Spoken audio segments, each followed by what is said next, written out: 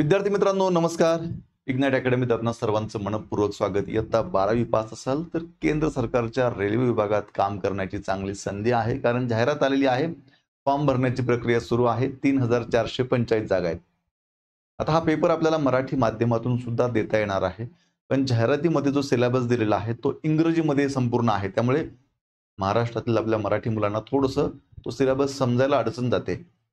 हाच विचार करून आजचा व्हिडिओ घेऊन आलोय. आजच्या व्हिडिओमध्ये हा संपूर्ण जो इंग्रजीमध्ये सिलेबस सांगितलेला आहे, हा मी तुम्हाला मराठीमध्ये कन्वर्ट करून सांगणार आहे. तेव्हा व्हिडिओ पूर्ण बघा. विद्यार्थी मित्रांनो, या ठिकाणी ही जाहिरात आलेली आहे.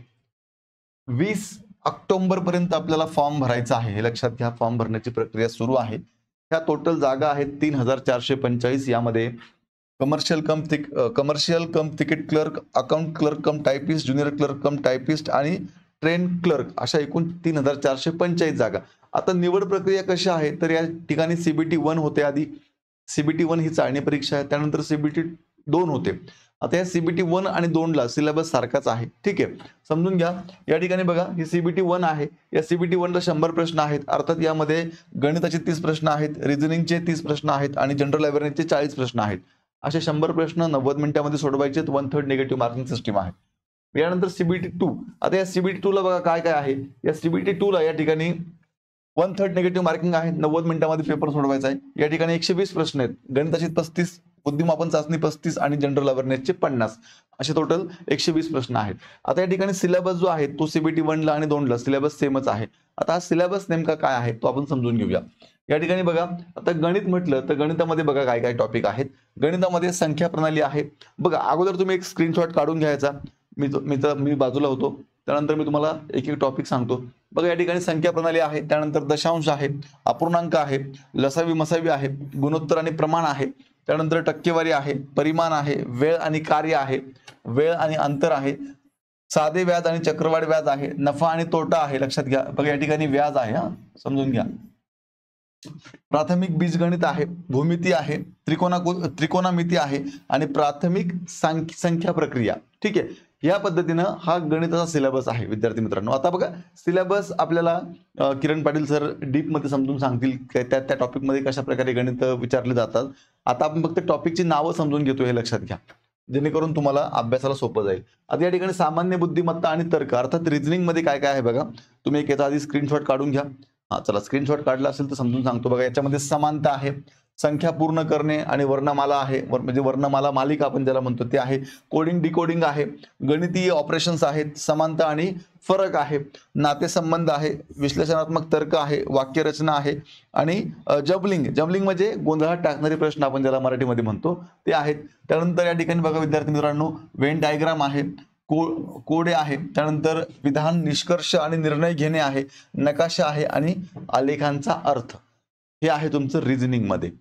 त्यानंतर सामान्य जागरूकता, ज्याला आपण जनरल अवेअरनेस म्हणतो, या जनरल अवेअरनेस मध्ये बघा काय काय आहे. तुम्ही अगोदर एक स्क्रीनशॉट काढून घ्यायचा, त्यानंतर मी तुम्हाला सांगतो.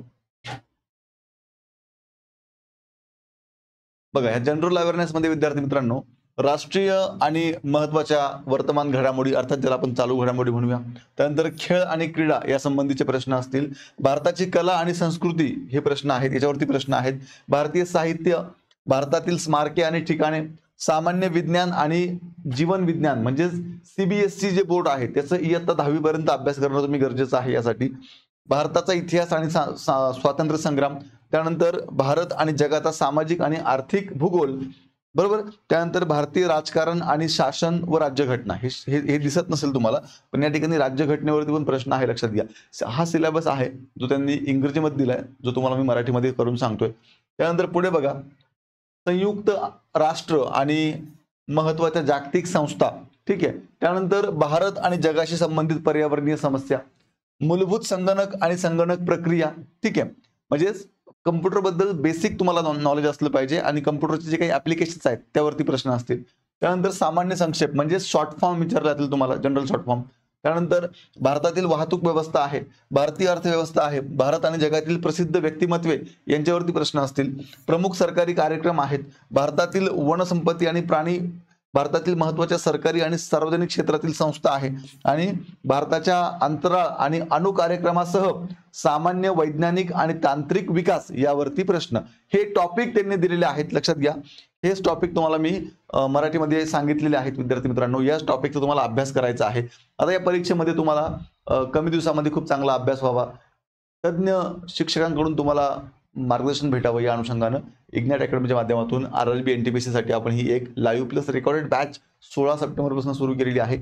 बेसिक पासून ॲडव्हान्स पर्यंत गायडन्स आहे, सराव टेस्ट उपलब्ध आहेत, PDF स्वरूपात नोट्स आहेत, लाईव्ह प्लस रेकॉर्डेड लेक्चर कितीही वेळा बघण्याची सुविधा आहे.